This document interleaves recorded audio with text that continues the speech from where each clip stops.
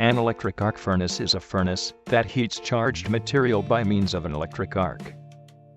Industrial arc furnaces range in size from small units of approximately 1 ton capacity up to about 400-ton units used for secondary steel making. Arc furnaces used in research laboratories and by dentists may have a capacity of only a few dozen grams. Industrial electric arc furnace temperatures can be up to 1,800 C, while laboratory units can exceed 3,000 C.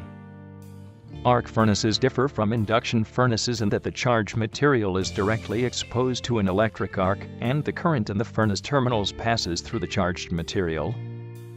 In the 19th century, a number of men had employed an electric arc to melt iron.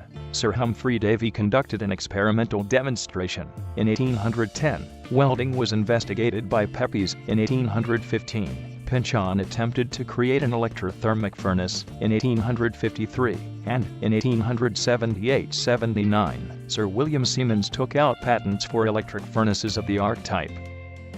The first electric arc furnaces were developed by Paul H. Rolle of France, with a commercial plant established in the United States in 1907. The Sanderson brothers formed the Sanderson Brothers Steel Co. in Syracuse, New York, installing the first electric arc furnace in the U.S. This furnace is now on display at Station Square, Pittsburgh, Pennsylvania. Initially, electric steel was a specialty product for such uses as machine tools and spring steel.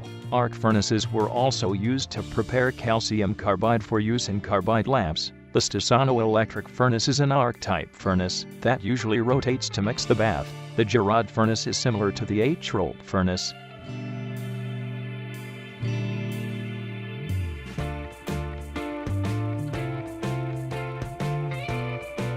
Thank you for watching.